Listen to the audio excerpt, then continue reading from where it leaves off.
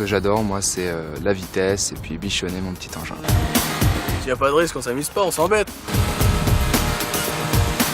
Donc forcément, on est jeune, on se lâche, quoi. D'origine, on se traîne trop, c'est pas possible, on n'avance pas. Je peux pas rouler avec mon pot d'origine, c'est nul. Faut qu'on essaye de ressembler au maximum à des motards, donc faire un plus gros bruit. Y a pas de mal à aimer la vitesse, quoi.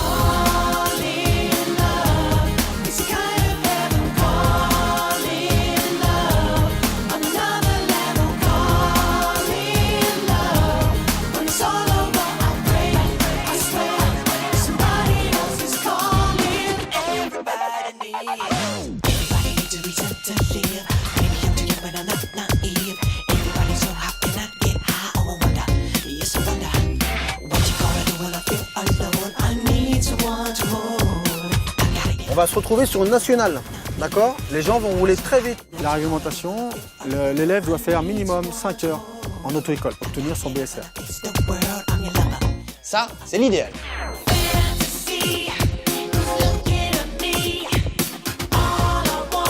Les casques sont réellement efficaces.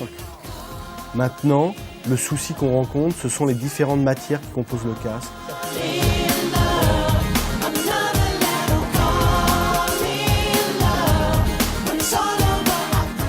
On peut partir d'une infraction bénigne comme le pot d'échappement qui n'est pas en règle et vous retrouver devant les tribunaux.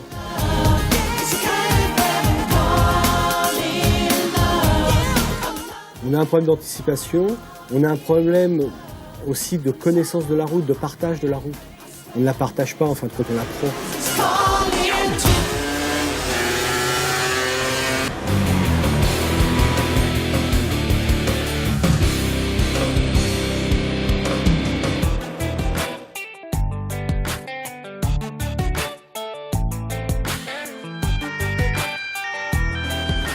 Et là, il ne serait pas perçu. Pas de feu, noir. Il y a quand même un masque à la visibilité important parce que la voiture qui arrive est obligée de s'avancer.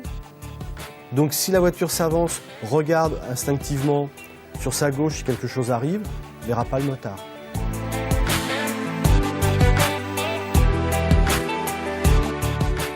On double par la gauche, mais pas par la droite. Donc je pense que c'est à nouveau un problème de formation.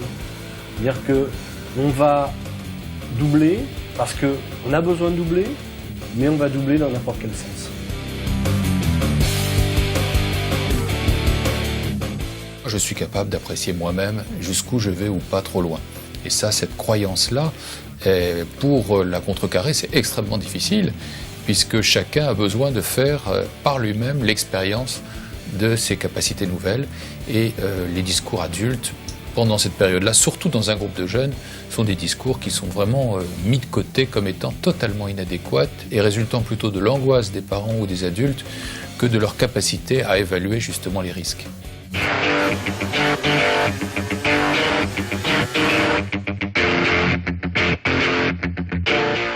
D'origine, on se traîne trop, c'est pas possible, on n'avance pas. 45, on s'embête un peu quand même.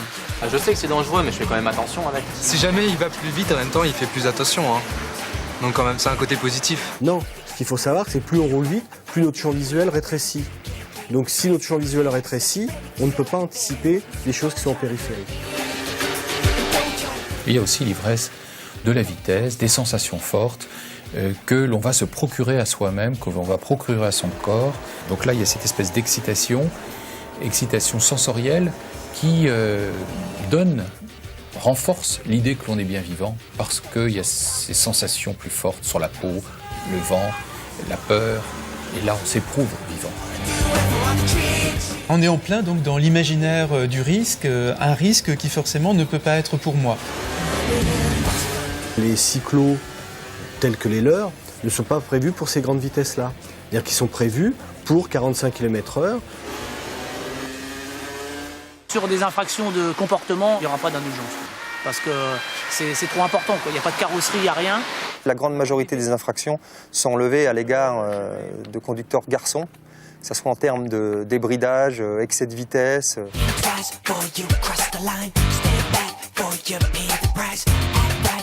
Your price. Attention aussi à l'image que vous donnez à vos enfants.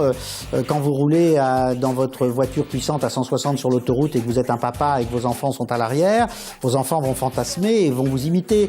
Le jeune est très souvent dans une dénégation du risque et en même temps dans l'affirmation d'une culture de la prise de risque qui est propre aux jeunes générations. Pour ne pas être réduit à une statistique, il faut comprendre le risque et les moyens de le maîtriser. Chacun a un rôle à jouer pour que demain se conjugue autonomie, jeunesse et sécurité. Alors, envie de liberté ?